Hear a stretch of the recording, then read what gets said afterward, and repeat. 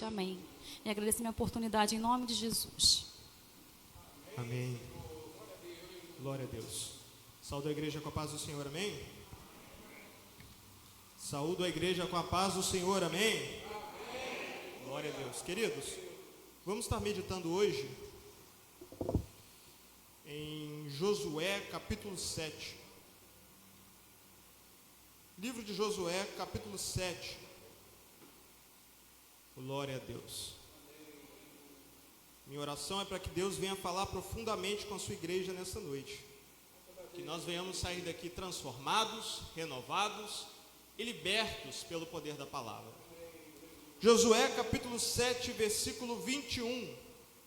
Os irmãos que acharam, digam amém. Diz assim a palavra do Senhor: quando eu vi ali, juntamente com os despojos, uma linda capa babilônica, 2,4 kg de prata e uma barra de ouro de 600 gramas, realmente os cobicei e deles me apossei. Vocês vão encontrá-los escondidos no chão, dentro da minha tenda, e a prata está enterrada. Josué enviou mensageiros que correram até a tenda de Acã. Tudo estava lá, escondido em sua tenda, incluindo a prata enterrada. Eles pegaram as coisas de dentro da tenda e a trouxeram a Josué e a todo o povo de Israel, e as colocaram diante do Senhor. Feche seus olhos. Senhor, meu Deus, meu Pai, estou diante da tua igreja, Deus, para anunciar a tua palavra. Que não venha ser eu a falar essa noite, mas que venha ser o teu Espírito Santo. Fala não o que queremos ouvir, mas o que precisamos ouvir. Que venhamos ser exortados, consolados e edificados pela tua palavra. É o que eu lhe peço e lhe agradeço, no santo nome de Jesus. Amém. Podeis tomar os vossos assentos. Há uma coisa interessante na história de Israel, que todas as vezes que o povo ia para a batalha e estava em obediência a Deus, Deus era com o povo e dava vitória na batalha. Porque o que fazia o povo vencer não era a habilidade dos guerreiros, não era a qualidade das espadas, dos escudos. O que fazia o povo vencer era a presença de Deus. A presença de Deus no meio do povo de Israel fez com que o povo vencesse grandes nações inimigas que se levantavam. Israel, quando estava debaixo da obediência, era um povo imbatível, indestrutível, porque era Deus que guerreava pelo seu povo. Mas quando Israel, pelo contrário, pecava, Deus permitia que os inimigos viessem e vencessem contra o povo, por conta do pecado que o povo estava, do pecado em que o povo estava. Você vai ver em Êxodo, se eu não me engano, Êxodo 22, não lembro agora, o Números 22, vai falar a história do povo. E o rei de Moabe começa a ver o povo vindo pelo deserto, e a fama que chega sobre o povo é que o povo é imbatível, porque a presença de Deus era com eles, e por onde eles passavam, eles varriam as nações que estavam na frente deles. O rei, com medo disso, chama um profeta por nome Balaão, para poder amaldiçoar o povo. O profeta até tenta, mas o povo já estava abençoado. E o profeta não consegue liberar uma palavra de maldição, porque Deus havia determinado que iria abençoar o povo. Aí Balaão vai ter uma ideia: olha, se você for com armas contra esse povo, você vai perder, porque é Deus que guerreia para esse povo. A única forma de fazer esse povo perder é fazer eles pecarem. A minha Bíblia diz que os nossos pecados fazem separação entre nós e Deus. Então Balaão está dizendo: olha, você faz o povo pecar, que se o povo pecar, a presença de Deus não vai estar mais com eles. Aí fica fácil. Aí daí a prova que não era a habilidade dos guerreiros de Israel, mas era a presença de Deus que ia junto com eles. Quando o povo peca, porque a história vai dizer que o rei de Moabe chama umas mulheres que eram prostitutas cultuais daquele tempo, que se prostituíam em forma de culto, e elas entram no meio do povo, e mais de 20 mil homens ali são seduzidos por essas mulheres, e eles acabam deitando com essas mulheres e participando do sacrifício dos ídolos, a história vai dizer que esses homens depois vêm a morrer, porque o pecado entrou no meio do povo, e se o pecado permanecesse, o povo de Israel seria destruído. Alguns estudiosos vão dizer que as mulheres moabitas eram mulheres das mais bonitas daquela região. Então a estratégia do diabo era: usa algo que vai chamar a atenção dos olhos desse povo. Eles vão ficar encantados pela beleza das mulheres moabitas, eles vão se deitar com elas, ela vai convidar eles para participar do culto a outros deuses. Assim eles estarão pecando contra o Deus de Israel, e pecando contra o Deus de Israel não vai mais defendê-los. Então a estratégia do diabo é uma só: como que eu venço o povo de Deus? Fazendo o povo de Deus pecar. Não tem como. Se o povo de Deus estiver em obediência, as portas do inferno não resistem ao poder da igreja. Se o povo de Deus estiver andando debaixo da palavra liberada pelo próprio Deus, as portas do inferno não resistem. Então a estratégia do diabo é: faz o povo pecar, e depois que eles pecarem, a presença de Deus se afasta deles, aí fica fácil. E aqui não é diferente. Deus havia dito: olha, o que sobrar dos despojos, depois de destruir Jericó, o que sobrar não é para pegar nada, não é para tomar nada. Havia um crente aqui no meio do povo, por nome Acã, que ele sabia, mas ele não deu atenção à palavra de Deus. E de repente, quando o povo está passando, ele vê entre os despojos, que são objetos que sobraram da guerra, dos soldados, das pessoas que ali estavam, e ele vê 2,4 kg de prata, 600 gramas de ouro, e a Bíblia vai dizer uma boa capa babilônica, ou em outras versões, uma linda capa babilônica. Então já dá para perceber que a capa chamava a atenção dos olhos, porque essa capa era linda, chamou a atenção dos olhos de Acã. E ele olhou para a capa, imagino ele pensando no seu coração: a capa é bonita, a capa é valiosa, até porque só os homens importantes daquele tempo usavam essa capa. E ele pega a capa, pega a prata, eu imagino que enrola tudo na capa, coloca debaixo do braço, olha para um lado, olha para o outro, ninguém está vendo, ninguém vai saber, ninguém vai descobrir, e ele leva para dentro da sua tenda. A consequência é que milhares de homens vão morrer na luta contra Ai. E depois Josué vai se dobrar, vai rasgar as vestes, vai começar: Senhor, como assim? Nós perdemos a guerra. Como pode um povo que tem Deus lutando por eles perder a guerra? Aí Deus vai virar: Josué, por que você está rasgando as vestes? Por que você está colocando a boca no pó? Há um maldito no meio do meu povo. Em outras palavras, há um que está em desobediência. E o que eu disse, a forma de vencer o povo de Deus é através de fazendo o povo de Deus, ou o homem e a mulher de Deus, pecar, estando em desobediência. Era como se Deus estivesse dizendo: ô Josué, para com isso aí, eu não quero sacrifício, eu quero obediência. Deus estava dizendo: ô Josué, não é sacrifício que eu estou querendo do meu povo agora, eu estou querendo obediência. Querido, sacrifício debaixo de desobediência é sacrifício de tolo. Para o sacrifício chegar até a Deus com cheiro suave, é necessário que junto com o sacrifício esteja a obediência. Eu posso pregando eu posso ganhar milhares de almas, mas se eu estiver em desobediência, é sacrifício de tolo. Eu posso cantar e através do meu louvor eu posso te impressionar, mas se eu não estiver debaixo da obediência à palavra de Deus, o meu louvor é sacrifício de tolo. Eu posso fazer orações e eu posso querer entregar, eu posso doar tudo aos pobres, mas se eu não estiver de acordo com a palavra, se eu estiver em desobediência, tudo isso que eu estou fazendo é sacrifício de tolo. Para Deus não conta, só conta o que é feito em obediência a Ele. Quer uma prova? Nos últimos dias, Senhor, eu fiz, eu preguei, eu sacrifiquei, subi monte, orei semanas, fiz jejum de não sei quantas horas. Apartai-vos de mim, que eu não vos conheço. Porque andaram em desobediência. Então a obediência para Deus conta muito mais do que aquilo que eu faço para Ele, em questão de sacrifício. Então ele está virando: Josué, tem um aí no meio do meu povo que está em desobediência. E quando Josué começa a procurar, ele vai descobrir Acã.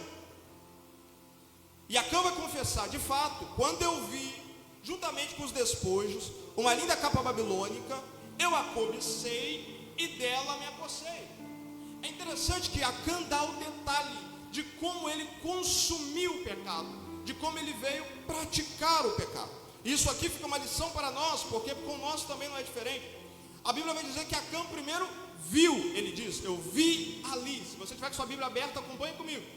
Ele está passando e de repente ele vê a capa. E ele vê tanto que ele percebe os detalhes, vê que a capa é valiosa, vê que a capa é boa, vê que a capa é diferente, vê que a capa é uma capa da Babilônia. Então ele está olhando tanto que o problema, olha só, Deus havia dito: se vocês pegarem, a minha presença não vai estar com vocês. Deus não havia dito que se eles olhassem era pecado. O pecado ali, nesse texto, não estava no olhar, estava no pegar e tomar para si. Se ele tivesse corrido, ou a partir do segundo olhar ele tivesse evitado, ele teria evitado o pecado dele. Mas o problema de Acã é que Acã olhou uma vez, daí tudo bem. Ele olhou de novo: a capa é boa, rapaz. Imagina ele pensando com ele mesmo: mas Deus disse que não é para mim pegar. Ele olhou de novo para a capa, viu que não tinha ninguém, mas a capa é valiosíssima, eu posso vender e ganhar um grande dinheiro em cima disso. Não, mas Deus falou que não é para mim. Aí ele está olhando, ele está mantendo o olhar. E o olhar repetido se torna cobiça. É tanto que ele vai falar: olha, eu vi e cobicei. Ele primeiro viu.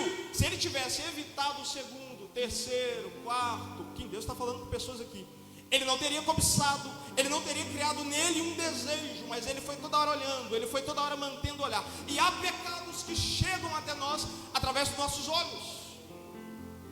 Olha o que Jesus disse: a candeia do corpo são os olhos, de sorte que se os olhos forem bons, todo o teu corpo terá luz. Se porém os teus olhos forem maus, o teu corpo será tenebroso. Se portanto a luz que há em ti são trevas, quão grandes serão tais trevas? Jesus estava dizendo: os seus olhos dominam o seu corpo. Aquilo que você vê transforma você, faz você agir. Então, irmão, o que você tem colocado diante dos seus olhos? O que você passa tempo assistindo na televisão, no computador? O pecado nasceu aqui, aos olhos. Ele viu, e a partir dali ele não evitou mais olhar, continuou olhando. Homem, talvez no seu serviço tem aquela filha de Jezabel que não anda decentemente, e se você ficar mantendo o olhar, uma hora vai criar cobiça, uma hora vai criar desejo. Isso serve também para as mulheres.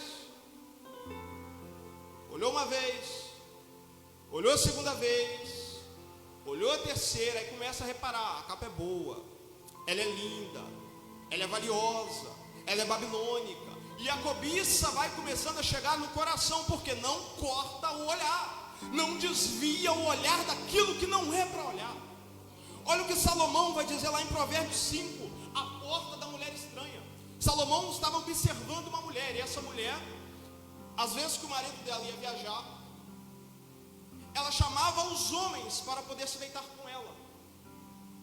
E ele vai dar detalhes sobre essa mulher. Ele vai falar: olha, quando você passar perto da casa dessa mulher, não olha nem para a porta. Ele não diz, não é para olhar para ela, não olha nem para a porta da casa dela. Por que ele estava dizendo isso? Porque se você olhar para a porta, você vai começar a criar imaginação, você vai começar a pensar demais, e a cobiça vai chegar no seu coração. Então ele está dizendo: quando passar perto da casa dela, meu filho, não olha nem para a porta, faz isso, ó. Quando você perceber que está vindo uma situação que o diabo quer te tentar através dos seus olhos, desvie o olhar. Não ache que você é super-homem ou mulher maravilha. Não mantenha o olhar, porque através dos seus olhos a cobiça vai chegar no seu coração. Salomão disse: olha, os lábios dessa mulher destilam mel. O paladar é mais suave que o azeite, mas os seus pés descem até o inferno. Entendeu? Aos olhos, a primeira impressão é algo bom, é algo agradável, é algo que vai me satisfazer, mas os pés dela caminham para o inferno, e quem segue ela vai para o inferno junto com ela. Aquele que mantém os olhos fitos no pecado, cria o desejo pelo pecado e depois vai vir a consumir o pecado. E a Bíblia vai dizer que o salário do pecado é a morte. E aqui não é só morte física, mas também morte eterna.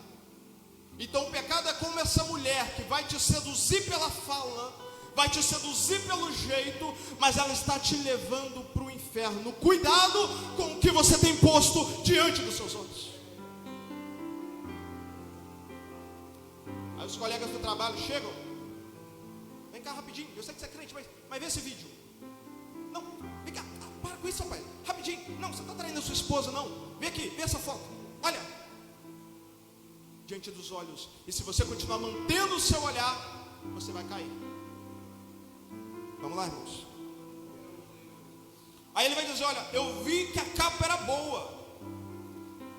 E a capa era uma capa babilônica. E de fato, a capa era boa. Ele não mentiu, a capa era boa. Porque não era porque ela era babilônica que ela era ruim. Aí talvez você pergunte: mas se ela era boa, por que estava o pecado? Eu ouvi essa frase uma vez, isso ficou no meu coração: nem tudo que é bom faz bem, nem tudo que faz bem é bom. Então nem tudo que é bom serve para o povo de Deus. Às vezes a gente mede: não, serve para mim sim, porque é bom. Se é bom, por que eu não posso? Se é bom, por que eu não posso fazer? Por que eu não posso olhar? Não é porque é bom que serve para você. Tem muita coisa que é boa, mas não serve para você, porque o que Deus tem para você é diferente. A capa era boa, mas era da Babilônia. O que é Babilônia? É esse sistema contrário aos valores do reino de Deus. Babilônia é tudo aquilo que se opõe aos padrões estabelecidos por Deus. A capa era boa, mas colocar a capa é dizer: junto com a capa, eu aceito tudo aquilo que Babilônia prega. A capa aparentemente era inofensiva, mas eu colocando ela, eu estava dizendo: eu aceito os valores que Babilônia impõe, eu aceito os ensinamentos que Babilônia prega. A capa aparentemente era inofensiva, mas eu pegando ela e tomando para mim, eu estava aceitando tudo aquilo que Babilônia prega. Qual é a capa do mundo? Que se por um acaso nós estamos olhando e cobiçando, de fato é bom aos olhos, mas traz junto os valores desse mundo caído, sendo que o nosso padrão é outro. Olha o que Paulo vai dizer, e grave Romanos 12, que eu devo usar muito aqui: não vos conformeis com este mundo. Não tome a forma, não se iguale, não se conforme com este mundo. É como se ele estivesse dizendo: olha, o mundo tem uma forma, e as pessoas que estão no mundo estão sendo moldados conforme essa forma. O mundo tem um padrão, mas vocês, igreja, vocês não podem tomar o padrão do mundo. Em outras palavras, vocês não podem pegar a capa que é do mundo, por mais que ela seja boa, porque os nossos padrões são outros. Olha o padrão da Babilônia. A Babilônia dizia: homem pode deitar com homem. O padrão do reino: não deitará homem com homem, porque isso é abominação para o Senhor teu Deus. Olha o padrão do mundo: um homem pode ter 1, 2, 3, 4, 5 mulheres, quantas quiser. Olha o padrão do reino: e você vai se unir à sua, não no plural, a sua única mulher, e ambos serão uma só carne. Olha o padrão da Babilônia. O padrão da Babilônia é dente por dente, olho por olho. Se seu inimigo vir, revida nele. Se teu inimigo te bater, bate mais forte. Olha o padrão do reino: se teu inimigo te bater, vire para ele a outra face. Olha o padrão do reino: se ele te pedir para caminhar 1 milha, não caminhe uma só não, mas caminhe 2. Perdoe 70 vezes 7. Esse é o padrão do reino, oposto ao padrão da Babilônia.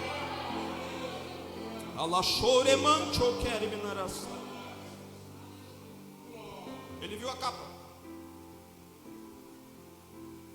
Aí ele viu, eu vi ali uma capa e cobicei. Porque o pecado ele pode iniciar através dos olhos, mas ele ganha força na mente. A cobiça é um desejo fora do controle, é um desejo forte por algo que se dá na mente. Então ele olhou, manteve o olhar, aí veio a cobiça na mente. É o que ele está dizendo, olha, eu cobicei. E de fato essa nossa mente caída, essa nossa mente tomada pelo pecado, ela cobiça tudo aquilo que é da Babilônia. Tudo aquilo que é da Babilônia, a nossa mente deseja. Essa mente caída. Ele está dizendo, olha, eu cobicei. Eu vi e depois cobicei. Aí ele disse, me apossei. Aqui está o trajeto que o pecado percorre. Ele viu, cobiçou e depois agiu, pecou, se apossou, porque o pecado estava na onde? Em se apossar daquilo que não era para se apossar. Então ele não teve na mente dele algo que pudesse impedir ele de pecar. A mente dele estava pervertida. A mente dele já estava tomada pela cobiça desenfreada que ele estava. Aí, a ponto dele ver a capa e não conseguir se segurar. Ele pega a capa correndo o risco de vida. Imagina eu, coloco debaixo dos braços, esconde e vai para dentro da tenda. Dentro da tenda eu imagino Acã tirando a capa, colocando a capa. Se ele tinha espelho, ele falava, olha mulher como que eu estou bonito, como que eu fico bem, parecendo um babilônico. Mas do lado de fora da tenda, ele deixava a capa lá dentro. E ele estava igual um israelita comum. As pessoas passavam, a paz do Senhor, irmão Acã. E ele, a paz do Senhor. Mas dentro da tenda, ele colocava a capa. Fora da tenda, Acã, o crente, o irmão Acã. Irmão Acã é crente. Homem, pensa no homem de Deus. Acã, dentro da tenda, Acã já não era mais crente, agia como um babilônico. Fora da tenda, sou crente. Dentro da tenda, sou mundano. Na igreja, sou crente. Fora da igreja, sou mundano. No púlpito pregando, sou crente. Fora do púlpito pregando, sou mundano. Quem é você dentro da tenda? Tenda fala de intimidade. Quem é você na sua intimidade? Reputação é a forma como as pessoas te conhecem. Caráter é aquilo que você é da intimidade. Quem você é quando está sozinho dentro da tenda. Porque é dentro da tenda que a gente revela o que está dentro do nosso coração. É como um pregador já disse, aqui dentro todo mundo é crente, todo mundo dá glória a Deus. E pelo amor de Deus, irmãos, eu não estou pregando essa palavra querendo me colocar melhor do que ninguém aqui, pelo amor de Deus. A palavra sempre fala primeiro comigo do que com a igreja. Mas e o pregador disse, olha, você nunca vai conhecer o irmão dentro da igreja, você vai conhecer ele na casa dele, quem ele é dentro de casa. Eu já vi pastores, não aqui no Rio, na minha cidade, em Minas, que pregavam muito, fogo descia, mas dentro de casa batiam na esposa. Porque Deus pode até usar pela misericórdia dele, mas Deus usar não quer dizer que Deus está aprovando a conduta. Deus pode me usar e algo acontecer, mas não quer dizer que isso Deus está aprovando a minha vida. E eu preciso tomar cuidado com isso. Eu não posso medir a minha vida com Deus pelos meus resultados. Amanhã eu começo a cantar e recebo muitos convites para cantar, gravo um CD, DVD e isso e aquilo, e começo a ganhar seguidores, ou pregando, ou isso e aquilo, e meu nome começa a crescer. Isso não quer dizer que Deus está comigo. Eu preciso olhar para quem eu sou dentro da tenda. Eu preciso ver como é a forma que eu trato a minha esposa. Eu preciso olhar para mim e ver como é a forma que eu trato meu filho, como é a forma que eu trato meu esposo, quem eu sou no meu trabalho quando não tem nenhum crente perto. Será que eu fico vendo? Será que eu fico cobiçando? Ou eu permaneço crente? A Babilônia não pode mudar meu caráter. Dentro da tenda, Acã revelava o que estava dentro do coração dele. E para ele ninguém estava vendo. Mas Daniel 2:22 vai dizer que Deus revela o oculto e o o escondido. Ele achou que ninguém estava vendo o íntimo, o secreto, mas Deus estava vendo. E o mesmo Deus que viu foi o mesmo Deus que cobrou. Deus nos vê. Cuidado, pastor pode não estar te vendo, seu esposo, sua esposa, sua mãe pode não estar te vendo, mas tem um Deus no céu que está te vendo. Ele contempla quando você está dentro da tenda, quem é você lá. É interessante que Deus vai dizer: olha, se vocês pegarem o que não é para pegar, a minha presença não vai estar mais com vocês. Em outras palavras, Deus estava dizendo: ou o que é da Babilônia, ou a minha presença. Então, quando Acã pegou a capa e colocou para dentro da tenda, eu imagino Deus fazendo: Acã, tchau, tá?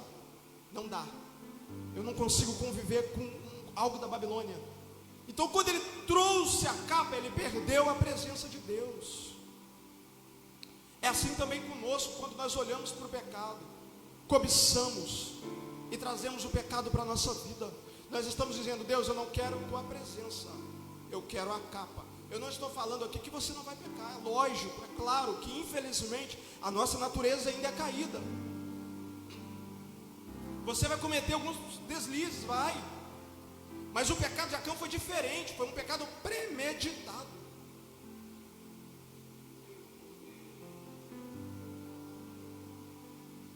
Foi um pecado que ele montou um plano para ninguém ver. Esses pecados premeditados tiram de nós a presença de Deus, porque nós estamos dizendo: eu não quero a palavra de Deus, eu não quero a presença de Deus, eu quero a capa. Vou acelerar. Então nós percebemos que Acã viu, cobiçou na mente, porque o pecado, ele vai ganhar força aqui na mente. Se você ficar alimentando ele, ele vai ganhar força. É interessante que a Bíblia vai dizer: olha, o mundo jaz no maligno. Esse jaz nos dá uma ideia de deitado no colo do maligno. É como uma criança no colo da mãe. A Bíblia está dizendo: olha, o mundo está no colo do maligno, e o diabo está ninando ele. Então tudo aquilo que vem de lá vai me levar a estar lá também. Olha só o que a Bíblia diz sobre pensamentos. Colossenses 3 vai dizer: pensai nas coisas que são de cima. A Bíblia aqui está alertando sobre a nossa mente, que a nossa mente deve estar voltada aos padrões do reino de Deus. Porque se a minha mente está voltada para a Babilônia, eu vou pecar, eu vou me transformar em mais um babilônico. A minha mente precisa estar nas coisas de Deus. Daniel está dentro da Babilônia, veio manjar. Daniel está na Babilônia, mas a mente dele está em Jerusalém, está nas coisas de Deus. Ele não aceita o manjar. O rei levanta a estátua. Os 3 amigos de Daniel estão na Babilônia, mas a mente deles está em Jerusalém. Eles não se dobram à estátua.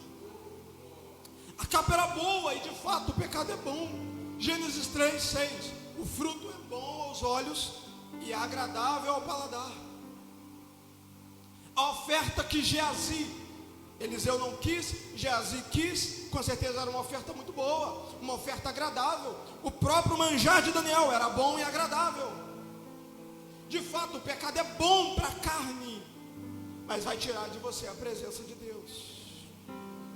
Então, como que eu faço, pregador, para eu não continuar mais nisso, para que eu não venha pegar a capa da Babilônia? E aqui eu começo a concluir. Se o pecado ganha força na mente, eu preciso estar com a minha mente preparada. Meu Deus. Eu preciso estar com a minha mente preparada. Olha Romanos 12, 2. Não se conformeis com esse mundo, mas apresentai-vos a Deus como sacrifício vivo. Aí o versículo 2 vai dizer: sede transformados. Transformação do vosso entendimento, para que experimenteis qual seja a boa, agradável e perfeita vontade de Deus.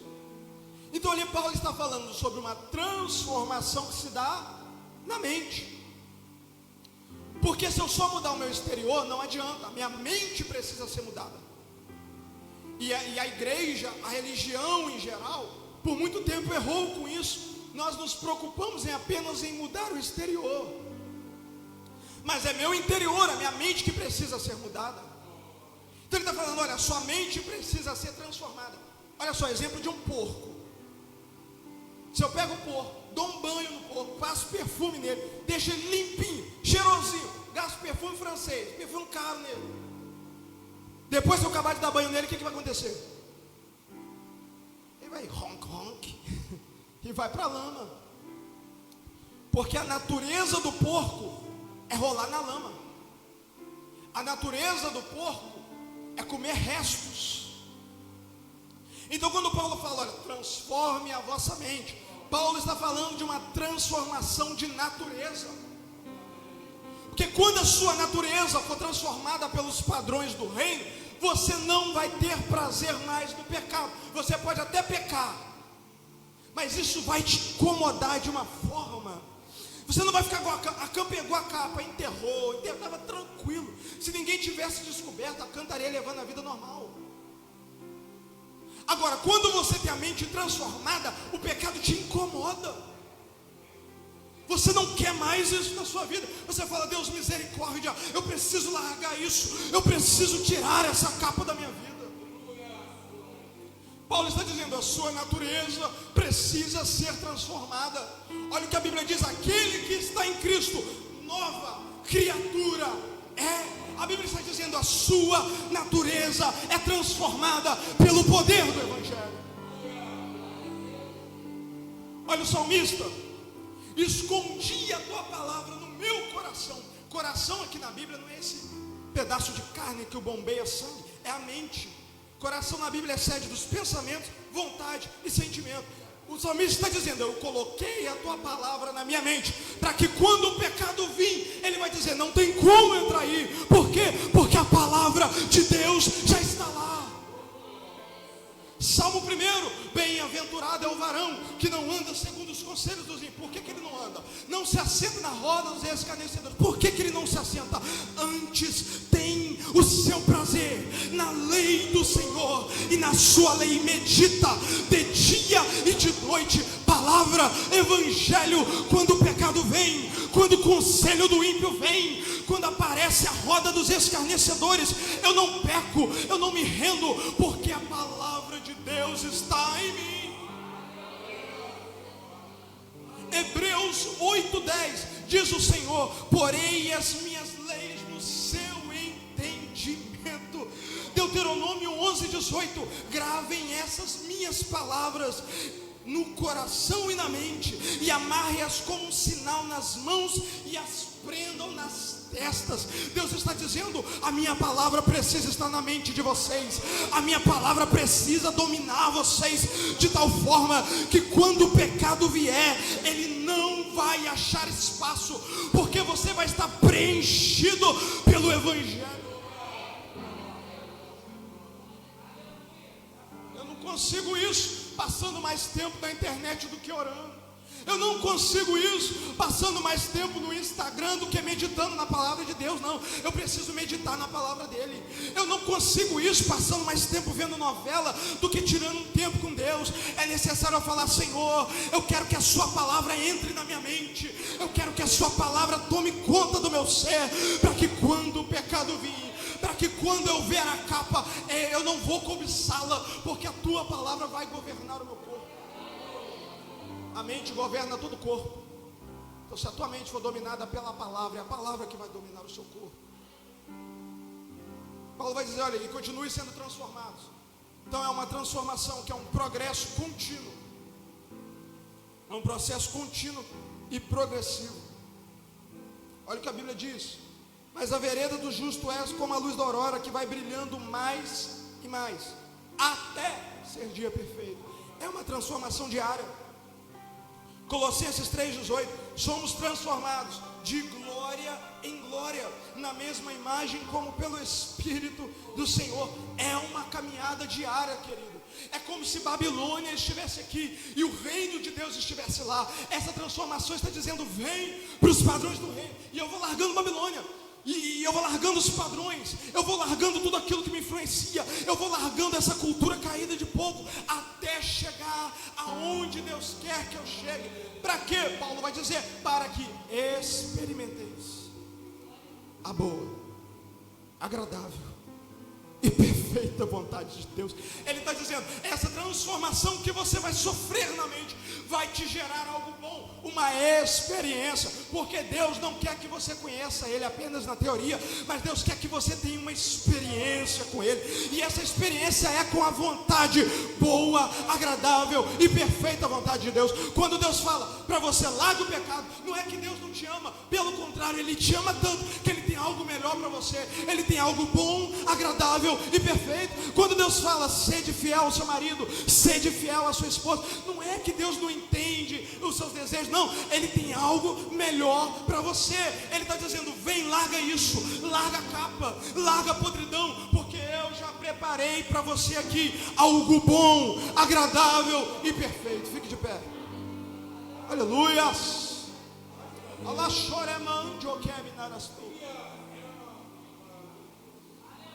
A capa precisa ser largada. Pastor Hernani Santos, se eu não me engano, ele vai dizer: olha, quem não confessa pecado, quem não confessa cobiça, tentação, confessa pecado. Se Acã tivesse chegado: ô Josué, rapaz, eu vi aquela capa está me chamando a atenção, eu acho que eu vou cair, eu acho que eu vou errar, não vai ter jeito, rapaz, eu estou me segurando, eu sei que Deus não permite, mas me chamou a atenção demais. Se ele tivesse confessado ali, ele não teria pecado contra Deus, e Josué teria ajudado ele. Mas por ele não confessar a tentação, ele acabou sendo obrigado a confessar o pecado. Porque tem um tempo que os nossos pecados ocultos serão revelados. E aí, irmão, será que não é melhor confessar a tentação? Não, mas vai dar vergonha, passa vergonha agora, melhor do que depois fulano ou ciclano falar: e caiu, pecou, errou, pegou o que não era para pegar. Confessa a tentação. Tentado todos nós somos. O diabo coloca prato todos os dias. Ninguém aqui é santo, ninguém aqui é perfeito. Tentado todos nós somos. Não podemos deixar o pecado ganhar força na nossa mente. Escolhe alguém de Deus, escolhe alguém que você considera homem e mulher de Deus. Fala: vem cá, eu preciso confessar, eu preciso abrir o meu coração para você. E não tenha medo do que essa pessoa vai achar. Se essa pessoa de fato for homem ou mulher de Deus, ela vai te entender e vai orar por você. Faça com aquela pessoa que você fala: eu creio que ela é um homem de Deus, uma mulher de Deus, que pode me ajudar. Confessa, mas não deixe para confessar quando já se tornar pecado. Acã confessou quando já era tarde demais e pagou com a morte, porque o salário do pecado é a morte. Deus não vai deixar nenhum pecado, grave isso, passar impune, tá? Nenhum pecado que nós cometemos vai passar impune. Quando eu sou ímpio, no dia do juízo final, Deus vai me dar sentença. Agora, quando eu sou crente, Deus não vai dar sobre mim a condenação. Ele deu sobre Jesus na cruz. É por isso que Romanos 8 vai dizer: portanto, agora não há mais condenação para nós, que não andamos mais segundo a carne, mas segundo o Espírito. Então os meus pecados, quando eu sou crente de verdade, quando eu me arrependo, quando eu aceito Jesus, deixa bem claro, quando eu sou crente, a condenação não cai sobre mim, mas caiu sobre Jesus na cruz. Por que Jesus disse para aquela mulher: vai e não peques mais? Nem eu a condeno, porque Jesus estava dizendo entre linhas ali: a sua condenação que você merecia receber agora, vou eu levar na cruz. Mas vai e não peques mais. Então, se por acaso tem capa, confesse essa noite. Fala: Senhor, perdão, não quero mais, quero abrir mão disso, quero a tua presença de volta dentro da minha tenda, quero que a tua presença volte para o meu ministério, quero que a tua presença volte para a minha casa, quero que a tua presença volte para a minha família. Feche teus olhos, quero fazer uma oração por você. Senhor, meu Deus e meu Pai, nós entendemos nessa noite, Deus, que o mundo tem pratos, que o diabo ele coloca coisa diante dos nossos olhos que às vezes chama a nossa atenção, mas é para poder tirar de nós a tua presença, é para poder tirar de nós a tua palavra. Mas Deus, nós reconhecemos nessa noite e pedimos que sem o Senhor nós não iremos conseguir. Arranque, se por acaso há uma capa em nós, arranque essa capa.